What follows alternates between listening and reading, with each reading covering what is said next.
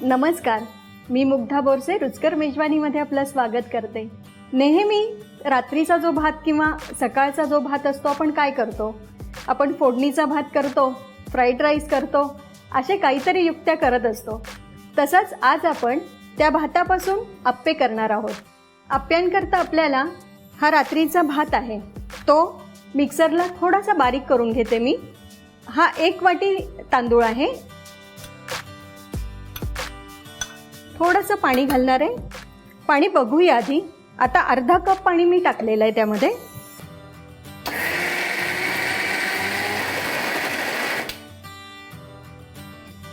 आपला भात छान बारीक झालाय. आता आपण हे बोलमध्ये काढूया. छान एकदम स्मूथ झालाय. भात असल्यामुळे बऱ्यापैकी चिकटतो तो. मी अजून थोडं पाणी टाकते.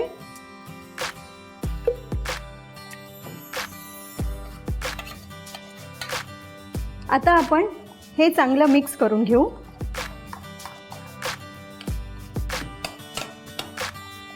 हे छान मिक्स झालंय. आता आपल्याला 3 टेबलस्पून इथे मी रवा घेतलाय. रवा जाड बारीक काही चालेल, असं काही नाही की जाडच हवा किंवा बारीक हवा आहे. 3 टेबलस्पून दही आहे. दही एवढ्या करता मी टाकलंय की जास्त सॉफ्ट होतात. दही नाही टाकलं तरी चालेल. हे छान मिक्स झालंय. आता मी याला थोडं रेस्ट करायला बाजूला ठेवते. 10 मिनिटं तरी लागतील. तोपर्यंत मी कैरीची चटणी करून घेते. कैरीच्या चटणीला आता आपण सुरुवात करूया. ही कैरी छान बारीक मी करून घेतली आहे. ही तोतापुरी कैरी होती. ती जास्त आंबट नसते. 8 ते 10 पाकळ्या लसणाच्या आहेत. हे आपलं चिवड्यात टाकतो ते डाळं, म्हणजे डाळ्या म्हणतात ना याला, ते. हा खोबऱ्याचा चव. ओल्या खोबऱ्याचं खाऊन घेतलंय अगदी अर्ध्याच्याही अर्धी वाटी, म्हणजे पाव. आणि गूळ. कैरीची चटणी आहे तर गूळ थोडा जास्त आहे. जवळपास 2 ते 3 टेबलस्पून आहे तो. आणि ही काश्मीरी मिरची पावडर. ही शेवपुरीवरती आपण जी चटणी वापरतो ना, लसणाची चटणी, लसूण आणि लाल मिरची, तिची पेस्ट आहे. ती थोडी घेणार आहे. यामध्ये मी थोडं पाणी टाकते.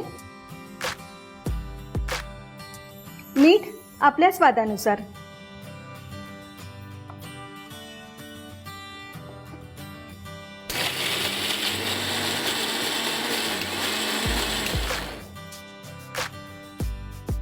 छान झाली आहे आपली चटणी.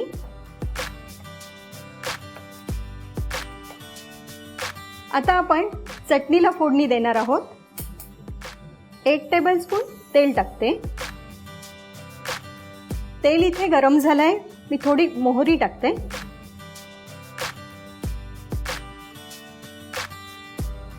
मोहरी छान तडतडली. मी थोडीशी याच्यात उडीद डाळ टाकते. उडदाची डाळ टाकल्यानंतर चिमूटभर हिंग, 2 लाल मिरच्या आणि थोडासा कढीपत्ता. छान खमंग सुगंध आला. आपली चटणीला छान फोडणी झाली आहे. मी बाजूला ठेवते आता आणि आप्प्यांची तयारी करूया. आपलं आप्प्यांचं बॅटर खूप छान हलकं झालंय. आता इथे मी हे कढीपत्ता आहे बारीक चिरून घेतलाय, तो टाकणार आहे. लसूण आणि मिरचीची पेस्ट ही 1 टीस्पून घातली आहे. सिमला मिरची ही 1/4 कप आहे.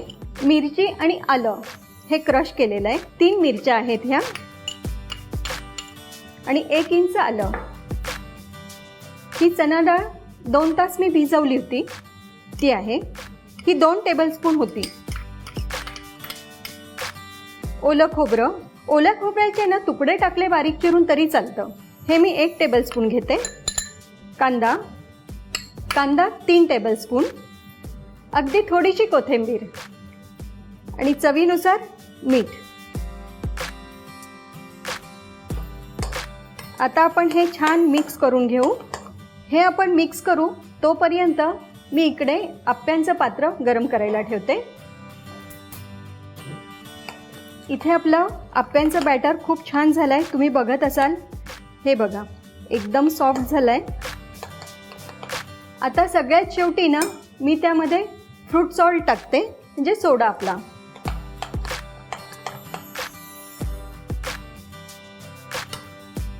आप्पे पात्राला तुपाने थोडं ग्रीस करून घेते. तूप लावते सगळीकडे. आता आपण हे सगळं मिश्रण आप्पे पात्रामध्ये व्यवस्थित टाकून घेऊया. अगदी पूर्ण भरायचं नाहीये. झाकण लावून याला 5 ते 7 मिनिटं ठेवते. आपले 5 ते 7 मिनिटं झाले. मी बघते झाकण उघडून. हो, एकदम छान झालेत. ही ना आईस्क्रीमची स्टिक असते बघा, ती आहे. तुमच्याकडे काही कुठलं चमचा जरी असेल त्याच्याने केलं तरी हरकत नाही, पण मी नेहमी हिच्याने करते. आप्पे आता पलटून घेऊया. छान झालेत. एका बाजूने एकदम मस्त खरपूस झालेत. आप्पे दुसऱ्या बाजूनेही झाले असतील, मी बघते जरा. हो, छान झालेत. ते आता मी एका डिशमध्ये काढून घेते.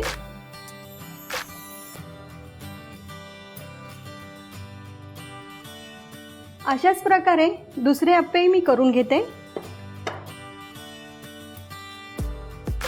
आपले आप्पे आणि कैरीची चटणी तयार झाली आहे. तुम्ही नक्की करा आणि मला कळवा. अशाच नवनवीन रेसिपी करण्यासाठी बघत रहा रुचकर मेजवानी.